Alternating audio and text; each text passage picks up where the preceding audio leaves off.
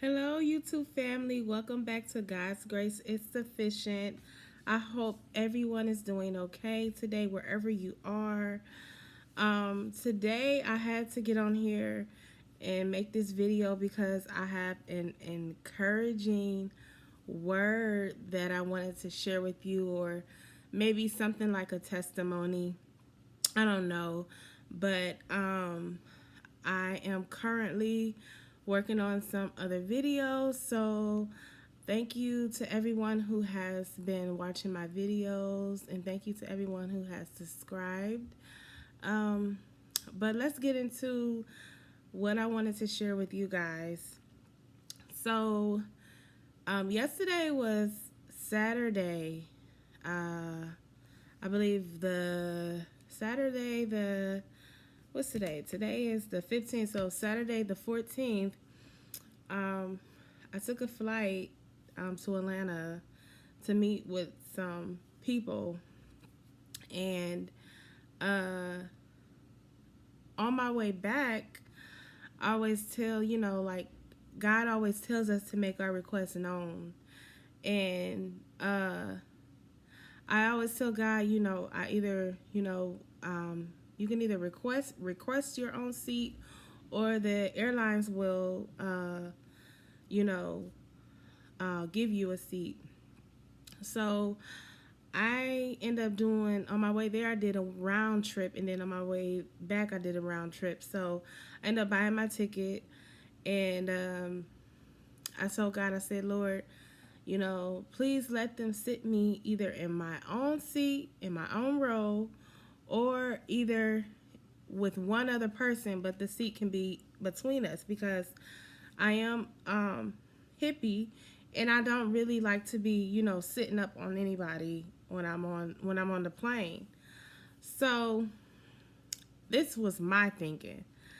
So as I began to sit, as they began to load us on the plane, um, I noticed it was where my seat was, and I noticed that it was a very large man. No offense to him, but he was very large, and he was sitting at the end of the aisle, in the aisle that they assigned me in. So in my carnal thinking, I'm like, Lord, I really don't want to sit in the same row with him, because we're two,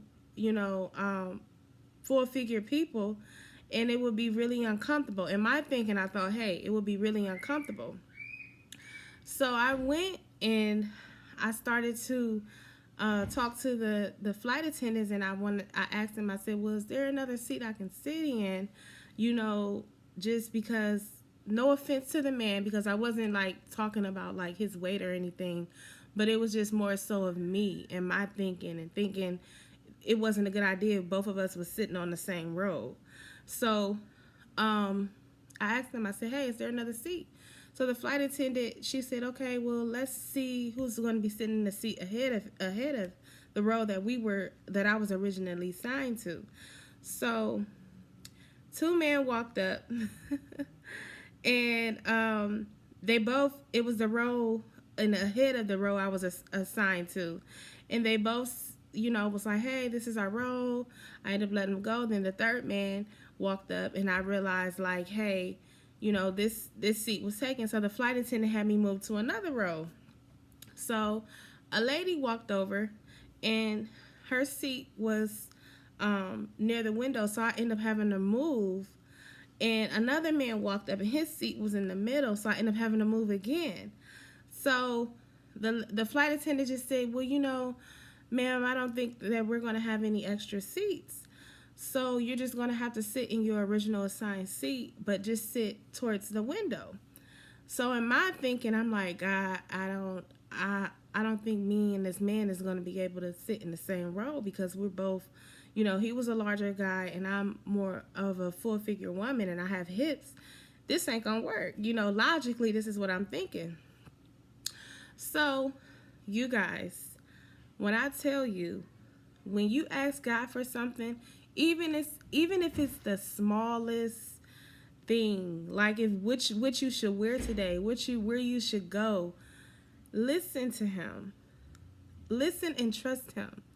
Because all this time when I was trying to figure it out, when I was trying to think in my mind to find me a seat that's going to work for me, it was already worked out.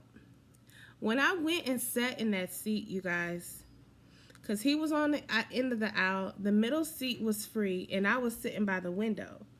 I had more than enough room.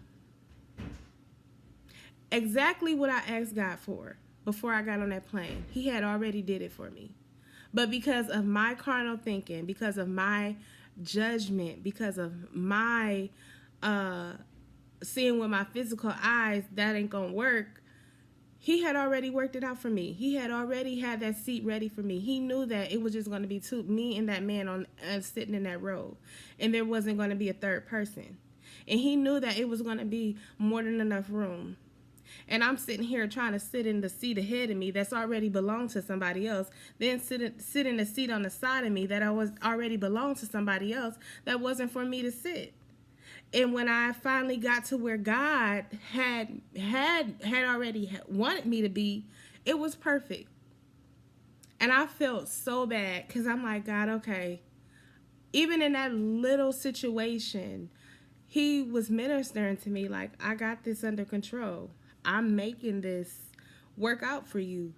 So what I wanted to say is, even what we're going through, even what we're facing, even what we're dealing with, God has it under control. And if we would just stop trying to think in our minds how this is going to work and trying to take loops and shortcuts, God is already got it. And when you ask him for something, when you pray for something, be ready to receive it because he got you. He got your back.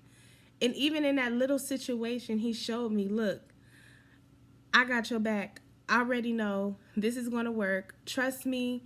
Don't be trying to take loops and turns and figure this thing out. I got you. And that's where it brought me to the verse Jeremiah 29:11. And in Jeremiah 29:11, and I'm going to read it, it says, for I know the plans I have for you, declares the Lord, plans to prosper you and not to harm you, plans to give you a hope in the future. So God already knew that seat, when I prayed about my seat, that seat that I was assigned to was going to work out just fine. So you guys be blessed. I hope that this testimony blesses you, and I'll see you soon. Bye.